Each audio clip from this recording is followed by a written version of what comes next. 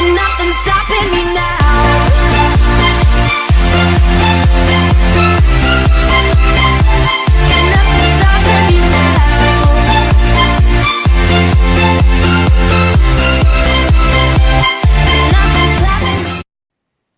Et bon, salut à tous les amis, on se retrouve pour une toute nouvelle vidéo. Aujourd'hui on se retrouve pour parler un peu du mondial. J'ai jamais parlé de sport sur ma chaîne.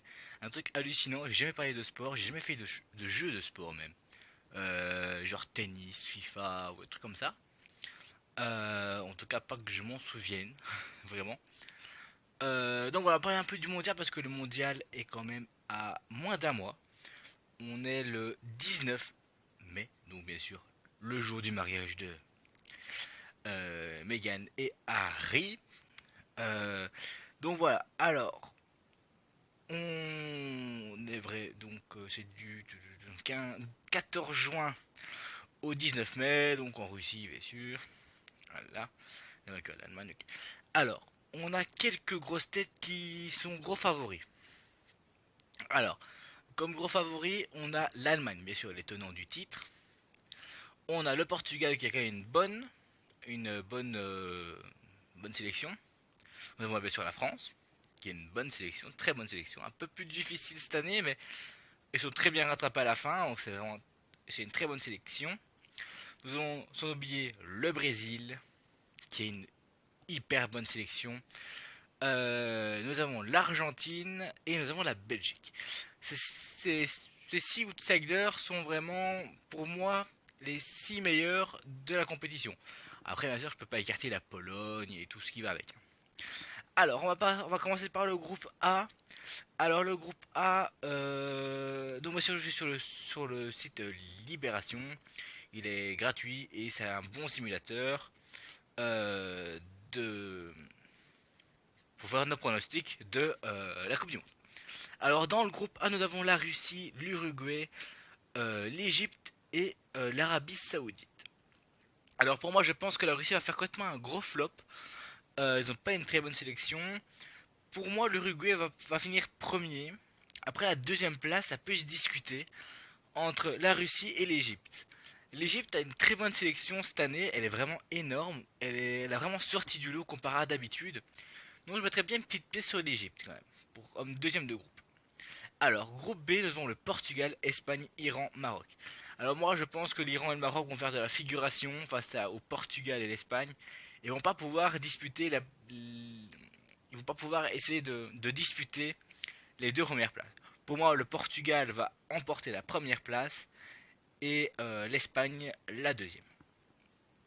Alors, groupe C, nous avons la France, le Pérou, le Danemark et l'Australie, qui est quand même un groupe assez relevé quand même, parce que la France a quand même gagné beaucoup de gros matchs importants.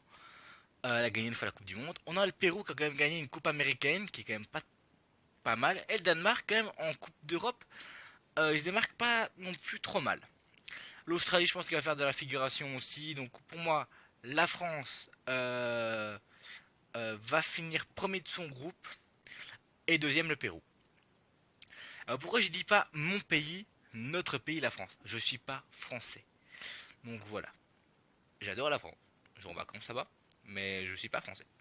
Alors le groupe D, nous avons l'Argentine, la Croatie, Islande, Nigeria. C'est un groupe très relevé. Pour moi, c'est quasiment le groupe de la mort. Il n'y en a pas vraiment qui sort du lot cette année c'est pour cette Coupe du Monde, cette année-là.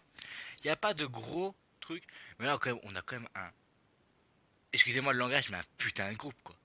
Argentine, Croatie, Islande, Nigeria. On a un gros groupe. Franchement, ils pourraient tous finir deuxième, à part l'Argentine que je m'ai promis, bien sûr. Je pense qu'elle va réussir les poules. Après, en troisième position, l'Islande fait a fait une assez bonne campagne. Le Nigeria un peu moins bof, mais elle a une très bonne sélection. Et la Croatie a une très bonne sélection. Donc je pense que je vais mettre la Croatie parce qu'ils sont deuxième, mais du groupe. Mais franchement, ils peuvent tous l'être. Alors le groupe E, Brésil, Suisse, Costa Rica et Serbie. Pour moi, le Costa Rica va faire une pire figuration. Je pense que la première classe elle est indisputée et indisputable pour le Brésil.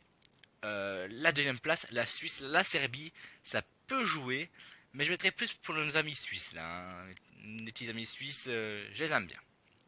Le groupe F, Allemagne, Mexique, Suède, Corée du Sud. Alors pour moi, le Corée du Sud va faire une pire figuration. Alors le Mexique a déjà fait quand même pas mal de finales de Coupe du Monde, on en a fait deux, je me souviens bien, on en a fait une il y a assez longtemps, il y a plus de 30 ans. L'Allemagne, bon c'est les champions en titre, hein, donc pour moi eux ils sont absolument premiers. La deuxième place ça peut se disputer, parce que en Suède, si on a Ibrahimovic, ça peut aller loin, parce qu'il a porté l'équipe et tout, ça peut aller loin. Après le Mexique, euh, ça peut aller loin aussi, hein. Bon, je pense que je vais faire une petite place pour la Suède.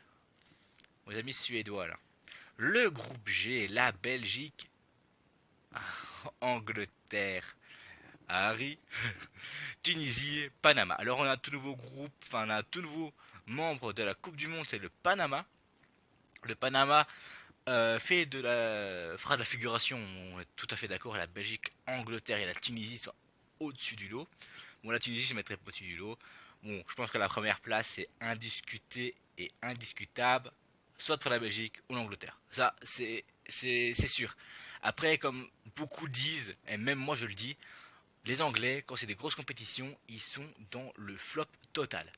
Donc je pense qu'ils vont peut-être passer les poules, mais qu'ils ne gagneront pas. Pour moi, la Belgique est au-dessus du lot avec Eden Hazard, ils ont Courtois dans les buts, De Bruyne, bon, je dis ils ont, mais en fait c'est on a, parce que c'est mon pays. Donc voilà, je suis belge, donc la Belgique, tout à fait. Mais je pense elle a une très bonne sélection, la Belgique, elle a beaucoup de gros joueurs, comme la France. Mais je pense qu'ils vont pouvoir aller loin, pas gagner la Coupe du Monde. Du moins, j'espère qu'ils vont tenter de la gagner comme la France l'a fait pour l'Euro, mais je pense pas qu'on va la gagner. Il y a beaucoup de grosses équipes cette année. Comparé à d'autres Coupes du Monde, il y a moins de grosses. Alors deuxième place l'Angleterre, hein, c'est sûr. Alors le groupe H, la Pologne, la Colombie, le Sénégal et le Japon. Alors pour moi le Sénégal va faire de la figuration comparé aux trois autres pays. Bon la Pologne avec... on ne le cite même plus. Lewandowski, c'est une pépite ce gars. Ce gars c'est vraiment la pépite de la Pologne. Alors, la Pologne, je suis assez pour parce que j'ai de la famille qui est polonaise. Une de mes tantes est polonaise, donc vous inquiétez pas, on parle de foot de Lewandowski, vous inquiétez pas, elle adore le foot. Donc voilà, premier Pologne, et la deuxième, ça peut se contester parce que le Japon a pas une si mauvaise sélection par rapport à la Colombie cette année.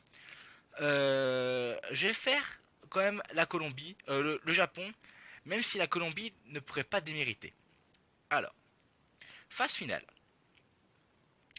Alors, la première, enfin des 8 demi-finales, des 8 huitièmes de finale. Alors la première, c'est on a Uruguay-Espagne. Alors c'est un bon quart de finale, enfin un bon huitième de finale. Je mettrais quand même une petite place pour l'Uruguay, hein. L'Espagne est une hyper bonne sélection, mais je pense que l'Uruguay pourrait faire quelque chose. Croatie-France, on a quand même un match de titan aussi ici, mais je mettrais quand même une pièce sur la France. Alors, Brésil-Suède, là on a le choc. On a un des chocs, le Brésil. Alors, huitième, Belgique-Japon. On les a, enfin, je dis on parce que c'est mon pays. On a déjà battu le Japon. Et on a quand même fait une de ces campagnes de malade avec l'Allemagne. On était à un point de l'Allemagne. On a quand même fait un 15-0 dans un match. Un 15-0. C'était le plus gros score jamais enregistré dans une campagne de FIFA. Donc voilà, c'était pas mal, hein, voilà. Donc je mettrais quand même pièce pour la Belgique, hein, faut pas d'accord, faut pas déconner. Alors Égypte-Portugal, l'Égypte pourrait très bien se batailler face au Portugal, créer l'exploit, mais je pense que le Portugal est au-dessus. Alors, vainqueur du huitième de finale, Argentine-Pérou. Ah là c'est la finale de la Coupe América, hein. Il y a 3 ans, je pense, c'était la Coupe América. Et c'était Argentine-Pérou la finale. Et c'était le Pérou qui a gagné. Je mettrais quand même une petite pièce sur le petit Pérou là. Allez, qui crée l'exploit. Allemagne-Suisse. Bon là, la Suisse pourrait peut-être bien se défendre, mais tiendrait pas longtemps face à l'Allemagne. Et le dernier, Pologne-Angleterre. Un bon choc aussi. Et je mettrais une petite pièce pour la Pologne. Alors, on continue. Uruguay-France en quart de finale. Waouh. C'est pas mal. Peut-être pour la France quand même. Brésil-Belgique. Là, c'est le choc. Hein. Là c'est le choc des nations. Euh, Quand même, le Brésil a une très grosse sélection, mais la Belgique aussi. Je pense que ça irait même au tir au but. Et je pense que ce serait le Brésil qui gagnerait. Parce que le Brésil a une très très bonne sélection. Et je pense que le Brésil prête les gros outsiders. Même plus haut que les 5 autres que j'ai dit tout à l'heure. Euh, Comme j'ai dit tout à l'heure, on avait la France, le Brésil, la Belgique, l'Allemagne. Ouais, on a plus de gros. On a plus. Il y en aura peut-être qui vont tomber. Ah, on a le Portugal aussi. Donc 1, 2, 3, 4, 5 des 6 que j'ai dit. Donc pour être peut-être là. Alors le Portugal face. C'est quoi? Le Pérou. Pour moi, ce serait le Portugal qui passerait face au Pérou. Je pense qu'il passerait difficilement aussi au tir au but si ça devrait arriver. Mais ça pourrait le faire. Alors, Allemagne-Pologne, l'Allemagne pourrait les déchirer, les Polonais. Lewandowski ne tiendrait même pas face à la Pologne, je pense. Tellement qu'ils sont. Enfin, Lewandowski ne tiendrait même pas contre l'Allemagne parce que ce serait trop. Brésil-France, ce serait un match de rêve hein, pour vous les Français. Mais je pense que le Brésil pourrait s'incliner face à la France. Et je pense aussi soit dans les prolongations ou au tir au but parce que deux grosses sélections. Portugal-Allemagne, bah là, ce sera aussi un match de rêve. Hein, comment dire le plus?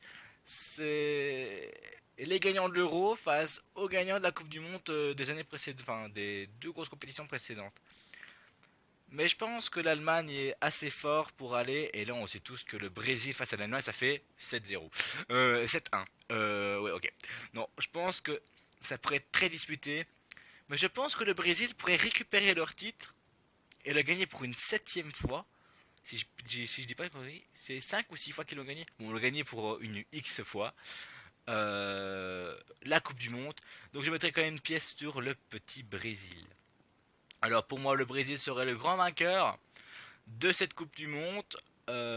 Avec un beau tableau final, deux quarts de finale avec la France, le Brésil, Portugal, Allemagne.